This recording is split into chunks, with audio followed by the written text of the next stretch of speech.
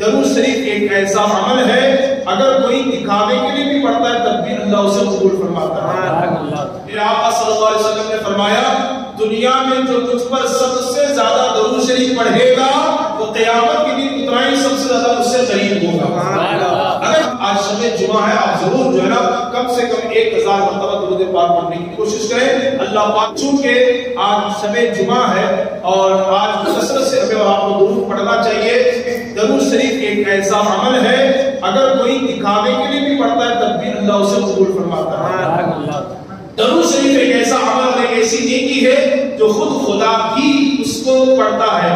آپ اندازہ فرمائیں قرآن مجید میں جا بجا مقامات پر رب نے نماز پڑھنے کا حکم دیا لیکن خود نماز نہیں پڑھتا، روزہ رکھنے کا رب نے حکم دیا لیکن اللہ روزہ نہیں رکھتا، زکات دینے کا رب نے حکم دیا لیکن خود اللہ زکات نہیں دیتا، حج کرنے کا حکم اللہ نے دیا لیکن خود اللہ حج نہیں کرتا۔ لیکن درود شریف ایک ایسی نیکی ہے، اللہ فرماتا ہے اے فرشتوں اور اے ایمان والو، اللہ خود خدا ہو کر اپنے غیب یا نبی پر درود و سلام بھیجتا ہے تو تم بھی خوب خوب درود و سلام بھیجا کرو۔ بڑی نیکی ہے اور درود شریف پڑھنے سے زبان میں مٹھاس پیدا ہوتی ہے، درود شریف پڑھنے سے مشکلات آسان ہوتے ہیں۔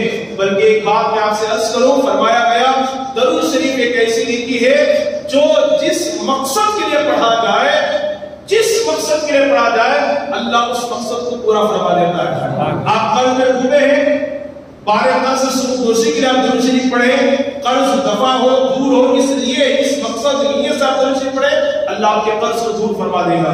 آپ بیمار ہیں، اللہ آپ کو شفا عطا فرمائے، اس نیت سے آپ درود شریف پڑھیں، اللہ آپ کی بیماری کو دور فرما دے گا۔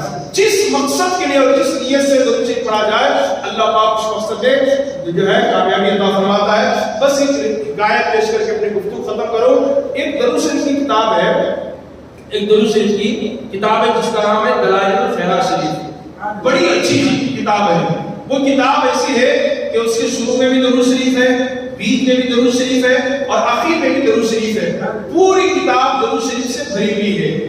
کسی نے حضرت اور اس کتاب کی جو رائٹر ہے مصنف لکھنے والے حضرت سیدنا شیخ محمد بن سلیمان الجزوری رحمۃ اللہ تعالیٰ علیہ ہیں۔ کسی نے ان سے پوچھا تو حضور آپ نے یہ جو دلائل الخیرات شریف لکھی ہے درود شریف کی، اس کتاب میں پوری کی پوری درود شریف لکھی ہوئی ہے اور پوری کتاب درود شریف سے بھری ہوئی ہے، اس کتاب کے لکھنے کی وجہ کیا ہے؟ حالانکہ بہت ساری دوسری کتابیں موجود تھی۔ آپ نے فرمایا اس کے پیچھے بہت بڑی داستان ہے اور ایک لمبا چوڑا واقعہ ہے، اس بات کے پیش نظر میں نے کتاب لکھی ہے۔ پوچھنے والے نے پوچھا حضور کیا معاملہ ہوا؟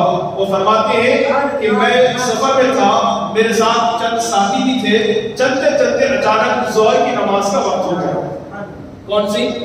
ظہر کی نماز کا وقت ہو گیا تو راستے میں چونکہ پہلے زمانے میں پانی کی بڑی قلت ہوتی تھی، ہم ایک کنویں کے پاس اترے تاکہ وضو کریں اور وضو کر کے ہم نماز پڑھیں۔ کنواں ہے، کنویں میں پانی بھی ہے لیکن کنویں سے پانی نکالنے کے لیے نہ گھڑا ہے، نہ ڈول ہے، نہ رسی ہے اور پانی بہت گہرائی میں ہے۔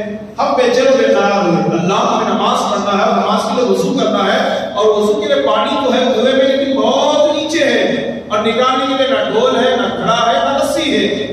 تو ہمارے چہرے پر بے چینی کے آثار گزار ہوئے۔ فرماتے ہیں شیخ محمد بن سلیمان الجزوری اس کنویں سے قریب بالکل لگ کر کے ایک مکان تھا، اس مکان کی چھت پر ایک 7 یا 8 سالہ بچی بیٹھی ہوئی تھی۔ اس بچی نے جب ہمارے چہرے پر بے چینی کے آثار دیکھی، اس نے کہا بابا کیا بات ہے، آپ ٹینشن میں کیوں ہیں، آپ بے چین بے قرار کیوں ہیں اور آپ کا نام کیا ہے اور آپ کہاں سے آئے ہیں؟ حضرت شیخ محمد بن سلیمان فرماتے ہیں کہ میں نے اپنا تعارف کروایا اور کہا بچی ہم مسلمان ہیں اور ہمیں نماز پڑھنا ہے اور نماز کے لیے پانی کی ضرورت ہوتی ہے، یا پانی تو ہے لیکن ڈول اور رسی اور گھڑا نہیں ہے، پانی نکالا کیسے جائے؟ اللہ اکبر۔ شیخ محمد بن سلیمان الجزوری فرماتے ہیں کہ اس 7 یا 8 سال بچے نے کہا بابا تمہارے ولایت کے ڈنکے تو پورے اطراف اور اطراف میں بج رہے ہیں، شہر میں آپ کا بڑا چرچا ہے لیکن تعجب کی بات ہے کہ کنویں سے پانی نکالا نہیں جاتا آپ سے۔ آئیے میں آپ کو بتاتی ہوں پانی کیسے نکالا جاتا ہے۔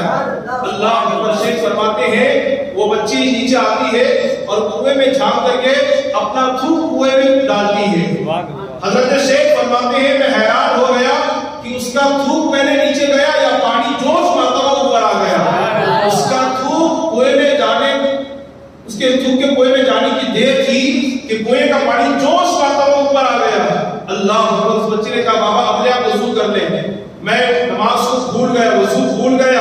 میں نے کہا بچی تجھے میری قسم بتا, یہ اتنی چھوٹی عمر میں یہ اتنی طاقت کیسے تیری زبان میں کہ تو نے اپنا تھوک کنویں میں ڈالا تو کنویں کا پانی جوش مارتا ہوا اوپر آ گیا.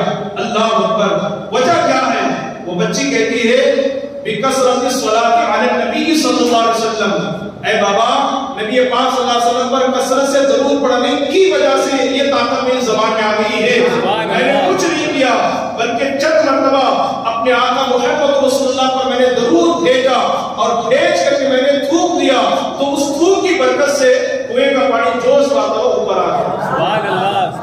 حضرت شیخ محمد بن سلیمان الجزوری فرماتے ہیں جب 7 یا 8 سال بچی کا یہ عالم ہے تو پھر اس کی ماں کا عالم کیا ہوگا, اس کے باپ کا عالم کیا ہوگا. اس لیے بچے نیکوکار ہوتے ہیں ماں باپ کی نیکوکاری کی بنیاد پر. ماں باپ جتنے پرہیزگار ہو اولاد بھی اتنے پرہیزگار اور نیکوکار بنتی ہے.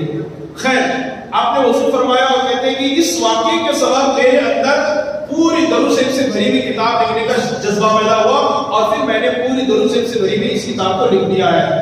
اور پھر آپ اندازہ فرمائیے جب حضرت شیخ محمد بن سلیمان الجزوری رحمۃ اللہ تعالی علیہ کا وصال ہوا, آپ کی وفات ہوئی, آپ کی قبر جب کھودی گئی قبر منور بھی تھی, معطر بھی تھی اور کستوری کی خوشبو بھی آ گئی تھی. یہ درود شریف کی برکت. اور پھر جب آپ کو دفنایا گیا روایت میں تاریخ میں موجود ہے کہ 77 سال کے بعد 77 کے بعد سال کے بعد کسی وجہ سے آپ کی قبر کو منتقل کرنے کی مراکش میں ضرورت پیش آئی.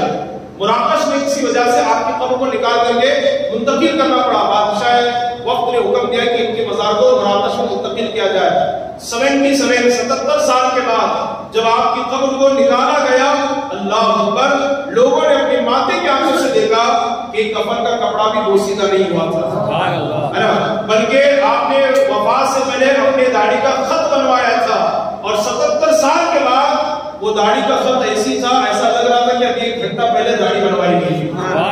اور پھر بعض وقت لوگوں نے آزمانے کے لیے ان کے ہاتھ پر انگلی رکھ کر کے دبا کر دیکھا تو جہاں انگلی رکھتے وہاں سفید ہو جاتا اور خون جو ہے وہ حرکت کرنے لگتا ہے جیسے زندوں کا خون حرکت کرتا ہے. یہ کس کی برکتیں ہیں؟ یہ درود پاک کی برکتیں ہیں. کس کی برکتیں ہیں؟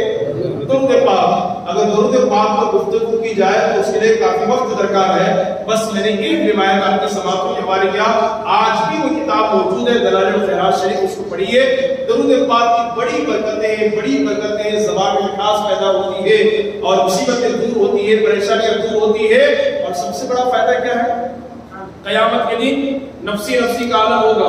ہر کوئی پریشان, بے چین, بے قرار, نہ کوئی یار ہوگا نہ مددگار ہوگا. شدت کی گرمی ہوگی, ہر کوئی چاہے کہ مصطفیٰ کا قرب نصیب ہو جائے, مجھے مصطفیٰ جانے رحمت کا قرب نصیب ہو جائے. میرے آقا صلی اللہ علیہ وسلم نے فرمایا دنیا میں جو تجھ پر سب سے زیادہ درود شریف پڑھے گا وہ قیامت کے دن اتنا ہی سب سے زیادہ مجھ سے قریب ہوگا. اگر قیامت کے دن حضور کا قرب چاہتے ہیں تو دنیا میں کثرت سے آقا کریم صلی اللہ علیہ وسلم پر درود و سلام پڑھا کریں. انشاءاللہ اس کی برکت سے اللہ پاک نبی کا قرب بھی عطا فرمائے گا اور اپنی رحمت سے اللہ پاک ہمیں اور آپ کو مالا مال بھی فرمائے گا. آج شب جمعہ ہے, آپ ضرور جو ہے نا کم سے کم 1000 مرتبہ درود پاک پڑھنے کی کوشش کریں. اللہ پاک ہمیں اور آپ کو کہنے سننے سے زیادہ عمل کی توفیق عطا فرمائے. اللہ پاک ہم سب کو نیکوں کی اور اچھوں کی صحبت اختیار کرنے کی توفیق عطا فرمائے. بروں کی صحبت سے بچنے کی اللہ ہم سب کو توفیق عطا فرمائے. اللہ پاک ہم سب کو کثرت سے درود پاک پڑھنے کی توفیق عطا فرمائے. رب قدیر جل جلالہ منتقل پاک کے صدقے میں جتنے بیمار ہیں سب کو شفا عطا فرمائے. بالخصوص علی جناب جمال صاحب بیجاپور, یہ بہت بیمار ہے. اللہ پاک اللہ پاک کے صدقے میں شفا کاملہ عاجلہ عطا فرمائے. ان کے سائے عاطفت کو اللہ پاک ان کی اولاد پر دراز سے دراز عطا فرمائے. اسی طرح برادر محترم محب گرامی علی جناب نذیر صاحب جردی, یہ بھی بیمار ہے. اللہ پاک انہیں بھی شفا عطا فرمائے, صحت اور تندرستی عطا فرمائے. ہر طرح کی جسمانی روحانی بیماری سے اللہ ہم سب کی حفاظت عطا فرمائے. رب قدیر جل جلالہ پنجتن پاک کے صدقے میں ہمارے جتنے بے قصور مسلمان جیل میں بند ہیں سب کو رہائی عطا فرمائے. اللہ پاک حضرت مستان شاہ مدرسے کو خوب عروج عطا فرمائے. پڑھنے والے بچے اور بچیوں کو علم نافع عطا فرمائے, علم نور عطا فرمائے. اللہ پاک اس مدرسے میں پڑھنے والے جملہ بچوں کے مصطفیٰ کامیاب اور کامیاب بنائے. ان اللہ و ملائکتہ یصلون علی النبی یا ایھا الذین آمنوا صلوا علیہ وسلموا تسلیما. اللهم صل على سيدنا وعلى آل سيدنا ونبينا مولانا محمد معدن الجود والكرم وآله الكرام الكريم وبارك وسلم. سبحان ربك رب العزة عما يصفون وسلام على المرسلين والحمد لله رب العالمين بحق لا إله